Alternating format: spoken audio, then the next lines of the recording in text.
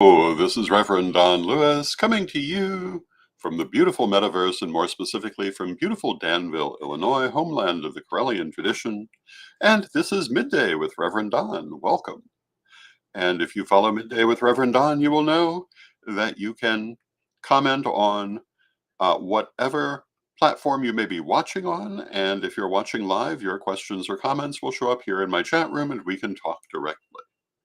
And I want to thank Chris Copeland, who was our guest yesterday, talking about new things at Corellian Publishing. And today I had originally intended to interview Mark and Mark and Dawn Borys, but they unfortunately are not able to make it today owing to a family tragedy, and I want to extend my condolences to them, and hopefully they'll be able to join us on an occasion soon. And so I thought today that instead I would offer mini readings if there's anyone who is looking for them. And otherwise, I will talk about psychism in general in my career as a psychic. And of course, I've talked about this at great length. And hello to Renee and hello to Antonio in the chat room. But I figure we'll deal with it again. But I do have my cards if anyone is interested in a mini reading. And I talking about being, and hello to Janet in the chat room, talking about working as a psychic. One of the things that you may have as a question when you begin is how can you tell um, if you're doing well? How can you tell if you're giving people good readings? And one of the primary ways to do that um, is if people come back to you. Anyone may come and get one reading from you, and you'll never know really how they felt about it. I mean, they may say, um, but as a general rule, they'll be complimentary just to be polite. But if they come back a second time, you know that they were pleased, and if they come back over the course of many years, you'll know that you're doing well. A couple of days ago, I read for a person I've been reading for since the late 1980s or early 1990s, decades.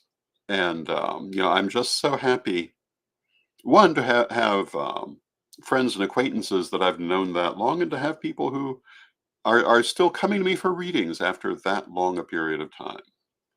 And I think that is a great joy in life. Now, Renee says, I would like to know if I will be in contact with my friend that I'm trying to contact. So let's go ahead and do a mini reading for Renee, and whether she will be in contact with the friend she's trying to contact. And I'm shuffling the cards. You can't really tell, but I am. I've got them here. And I've often remarked that the one problem with doing these mini readings is that you can't really see us shuffling when we are on this format. Although at night you can often see the shadow of it, and you can sometimes hear it. And then what I'm going to do is draw 3 cards for Renee. And our first card is the Page of Wands. I'm sorry, the Page of Swords, followed by the 8 of Wands, followed by the 5 of Coins. So the Page of Swords is careful communication. With the Page of Swords, I would say, well, one, looking at all of these, I think you probably will, but think about what you're going to say.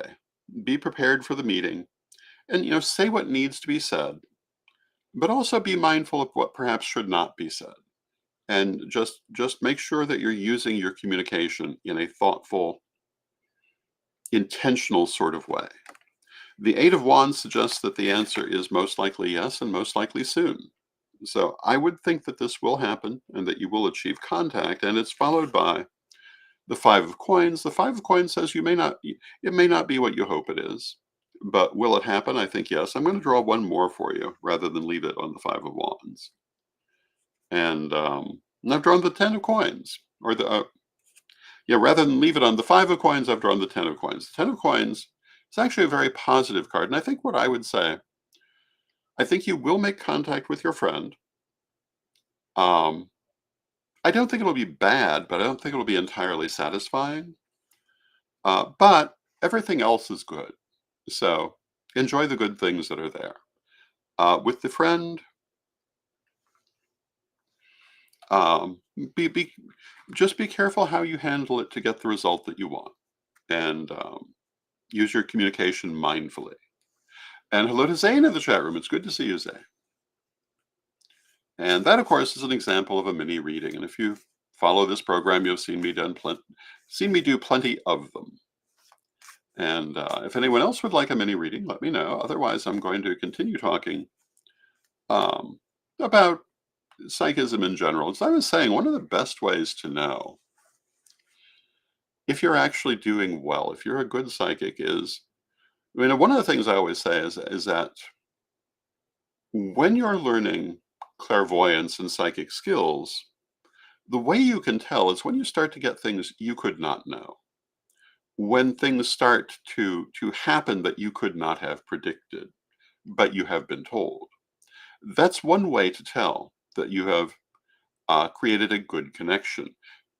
When we're talking about professional reading, it's when people come back.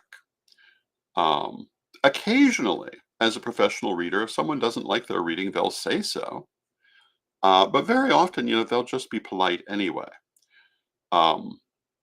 And Renee says, "Thank you, Lord Don. Great reading." Thank you, Renee. I appreciate that. One of the things I always found very interesting as a reader is there are certain people who are absolutely determined they don't want to give you a clue about themselves. So they will they'll sit there very stony faced through the entire reading, and you will have no idea whether you're hitting anything, which of course is what they're hoping for, and in its own way is arguably better. Um, but you'll sit there thinking, "Wow, am I hitting anything?" And then at the end they'll say, "That was great," and tell you all the things that you got right that they didn't want to show you while you were reading. And there is something to be said for that, because I find that readings work best when you don't know anything about what you're reading for. As a general rule, when I do readings these days, I don't even I don't even ask people what they might like to know until we're well into the reading. I will ask if there's anything else they would like to know. Very often there's not. It's already come out. And hello to Kim in the chat room. And Kim says, "I would love a mini reading." So it's good to see you, Kim. So let me shuffle the cards for Kim, and we will draw 3 cards. I understand there's a possibility we may see you at lustration. If we do, that would be wonderful. And of course, if it turns out not to be possible, we understand, but hopefully it will. And Kim is someone I have known, again, for like 30 years, and would be great to get to see her.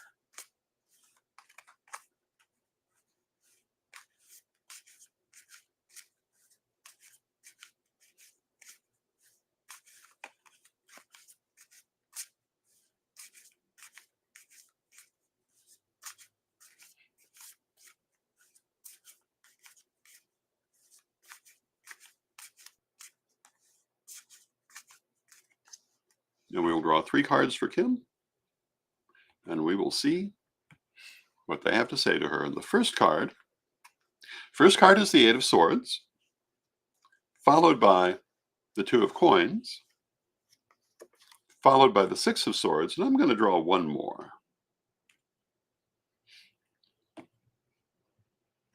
And I've drawn the 9 of Wands. So what do these all mean? Well, the 8 of Swords says that where she is right now, Kim may feel like she can't do everything she wants to do. She may feel like she's held back. even somewhat confined. And hello to Michelle in the chat room. Um, like she can't maneuver the way she'd like to maneuver. And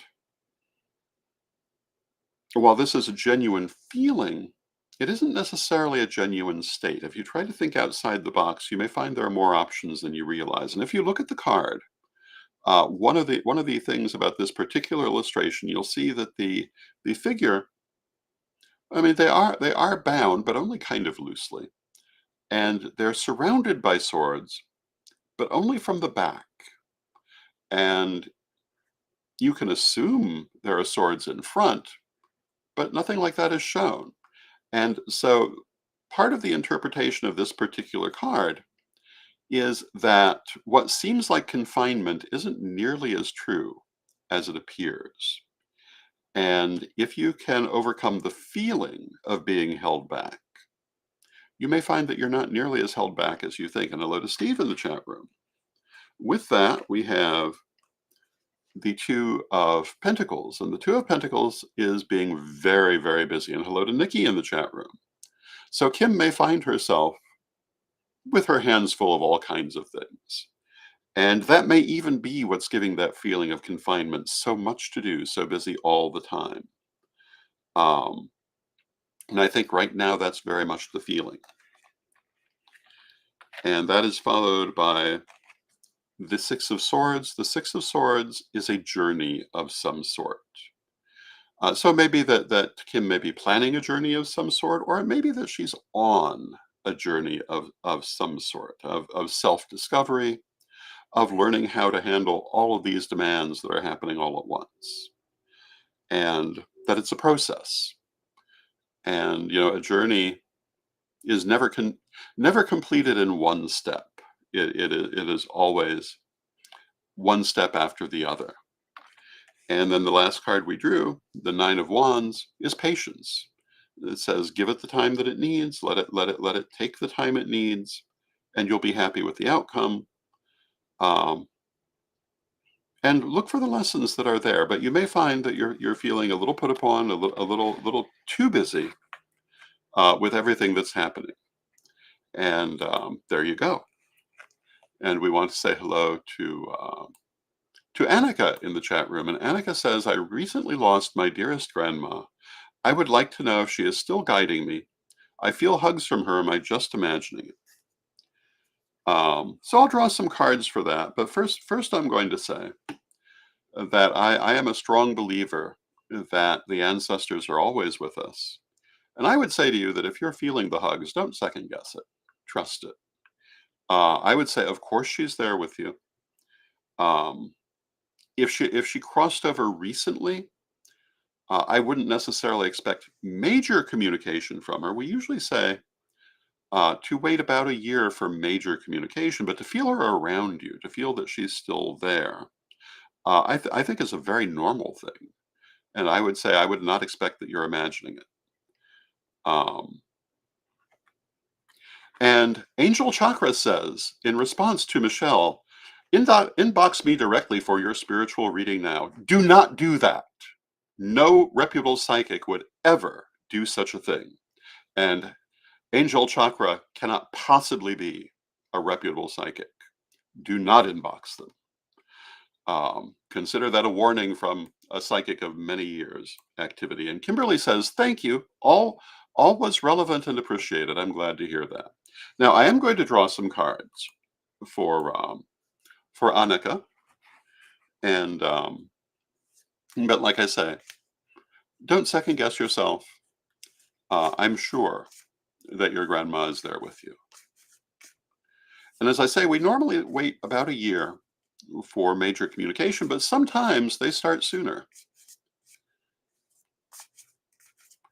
And I'm reminded of when Lady Windy passed some years ago. She passed away on Lunasa of that year. She was speaking to people as a fully developed spirit guide within days. But then, of course, she'd been working with that her whole life. And when we're talking about highly developed spiritual workers, that's not surprising. And how quickly a spirit will contact you really depends on that spirit. but that they're still connected to you, that they still feel you, that they're still around you. I think that's always true. And now let me draw 3 cards for Annika.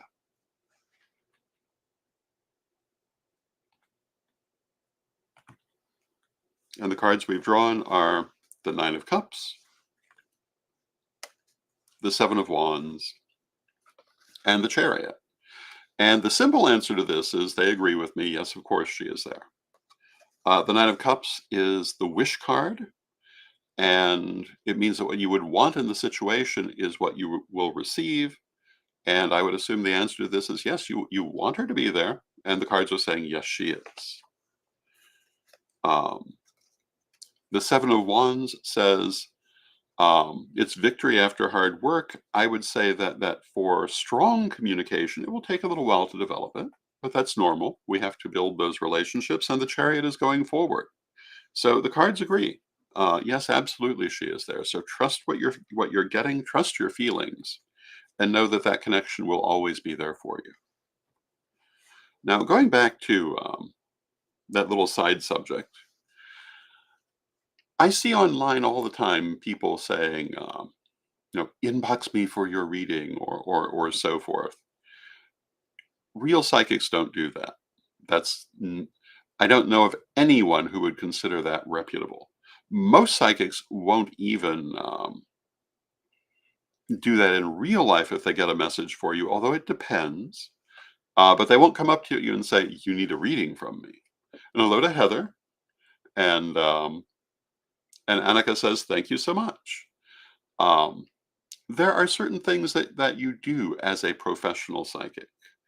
Um, some people feel that even if you get a message for another person, unless they have come to you for a reading, you should stay silent. Other people believe that you should give it to them, but they won't do it like that.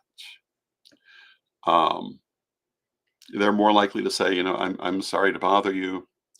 I'm a psychic. I got this message, so I'm offering it to you. Take it for whatever it means to you.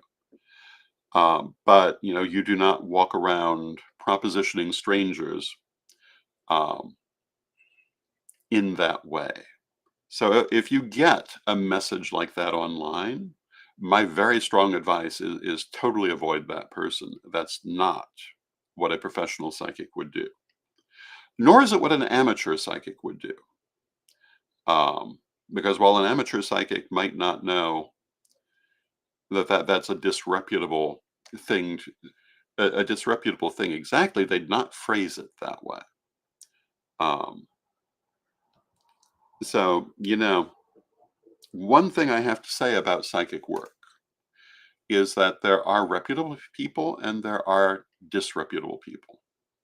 Years ago, I remember the Tomato Lady of Elgin. And the Tomato Lady of Elgin was a so-called psychic who would always find a curse on people.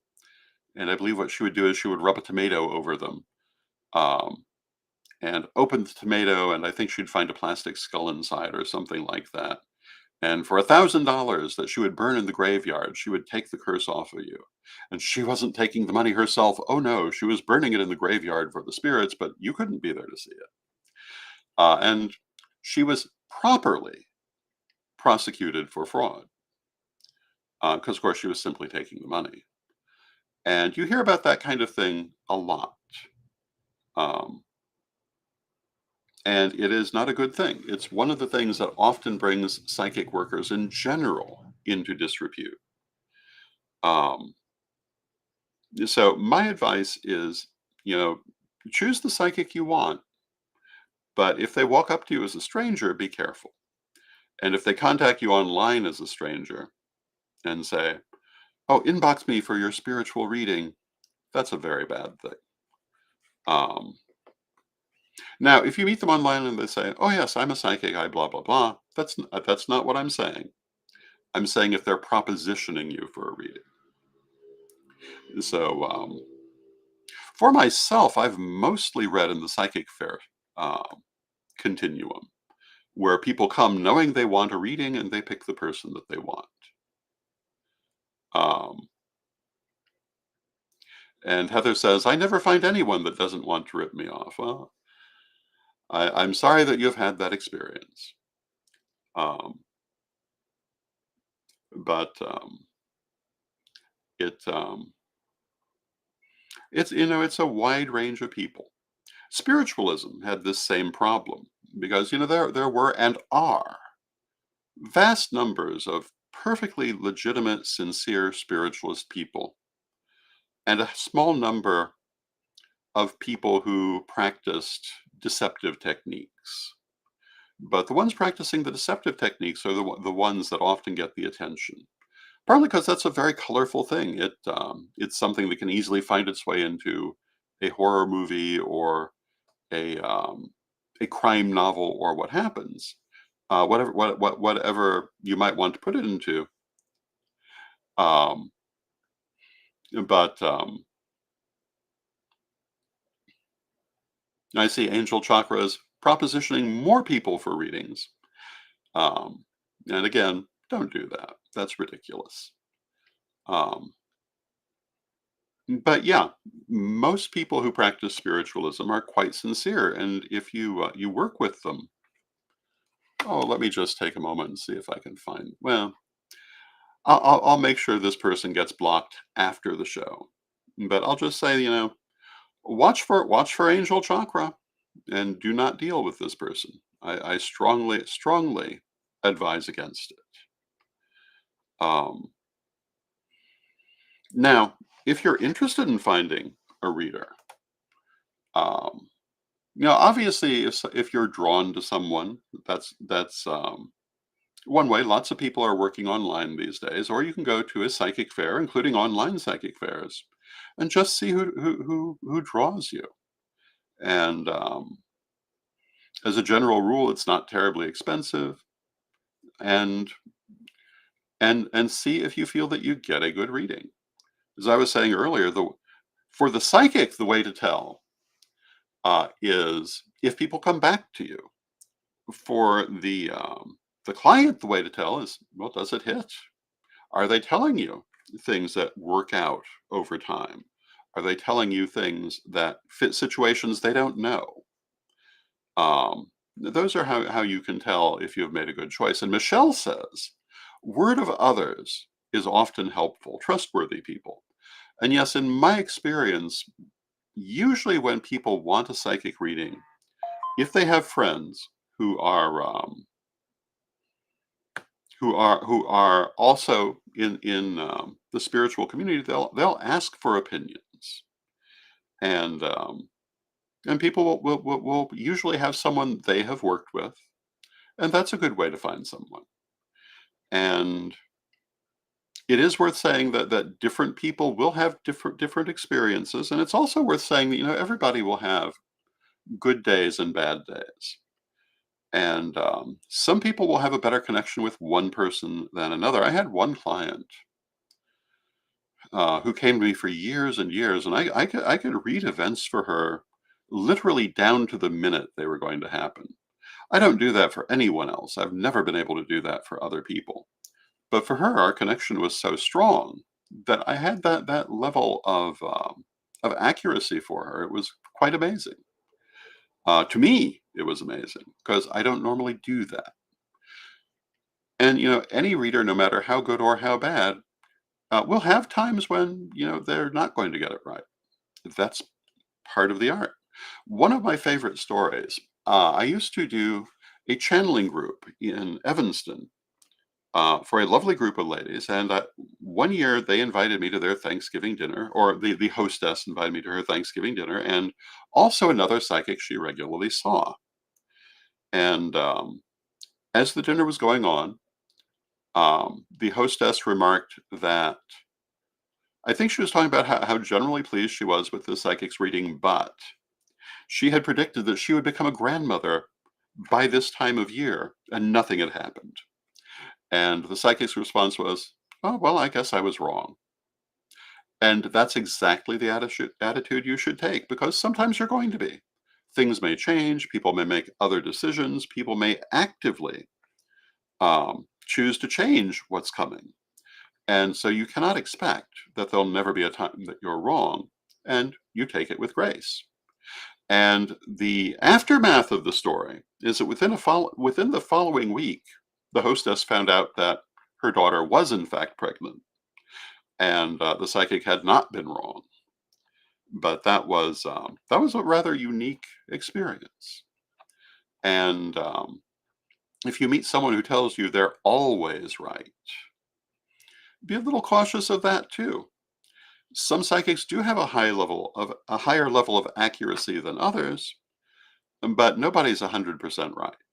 It doesn't really come with the territory. Um, or at least that is my opinion on the subject. Um, it may vary if we're talking about oracles as opposed to your ordinary psychic reading. That might be another topic. I have found the oracles of the ancestors, in my opinion, the oracles of the ancestors that we use in the Correllian tradition have been overwhelmingly accurate, but occasionally misinterpreted. But usually, when what we expected them to have said turned out not to be accurate, we looked at the wording again, and it actually was. It was our understanding that was mistaken. But when it comes to general psychic readings, some people will have better connections than others. Some days will be better than others. Um, and some people will just have a better bond with certain people. So you want to trust your heart. You want to trust your own feelings. You may go to this psychic who's highly recommended and has a great reputation, and it turns out they're just not for you. And you want to trust your own feeling on that. You may go to someone that nobody likes and find they're great for you. Again, trust your own feeling. I remember once talking to someone who was criticizing a particular psychic, and I had no trouble telling who she was talking about because this person had a very stylized image, and she felt this person was a total fake who was never right. In my experience, she's one of the best psychics I ever met. Um, so it goes to show different people are going to have different experiences. And, but one of the things I always say is if spirit tells you to sell everything you own and go buy lotto tickets, don't do that. That's not a legitimate message, whether you bring it through yourself or someone else brings it through. And um, you always want to take everything with a little grain of salt because, anyone can have a bad day. There can always be a misconnection. You can always misunderstand. They can misunderstand. And, oh, and we've got another one. Fiery Express Tarot. Um, and Fire Express Tarot says, I'm feeling something about your relationship. No, Fire Express Tarot is not feeling anything about your relationship. Avoid this person at all costs. Do not answer that message. I'm going to have to find out what page these people have come on because we mostly avoid this sort of nonsense. But it is a sign of success that we have people spamming the page. So I can't really complain, but I hope that you've enjoyed this program. Those of you who got many readings, I hope you enjoyed them. I'm going to be back tomorrow. Tomorrow will be our weekly roundup when we will talk about the stories of the week. And there are some interesting stories this week. There's the story of the orangutan and the medication and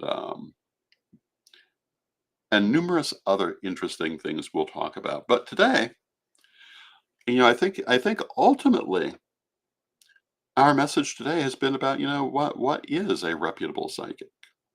And a reputable psychic is not someone who answers random comments on the internet by propositioning you to come get readings. Never, ever respond to such a thing. It is a sure sign that you're dealing with a scam artist. And as a professional psychic, I hate to have to say such a thing. And I wish we didn't have such people, but they are out there. So with that, I want to thank you for joining me. I'll see you tomorrow, and let us close with our prayer, as we always do. Divine Mother Goddess, Divine Father God, beloved ancestors, we thank you for all that you do for us in our lives. We ask you to continue to be with us and guide us. We ask you to help us to maintain our connections to our loved ones in spirit. And we ask you also to communicate with us, to give us the guidance we need, either through ourselves or through trustworthy people. Beloved Mother Goddess, beloved Father God, beloved ancestors, we thank you with great love and with respect. And from respect, we thank you for your presence, and may you be blessed now and always. And I thank you for your presence. May you be blessed now and always.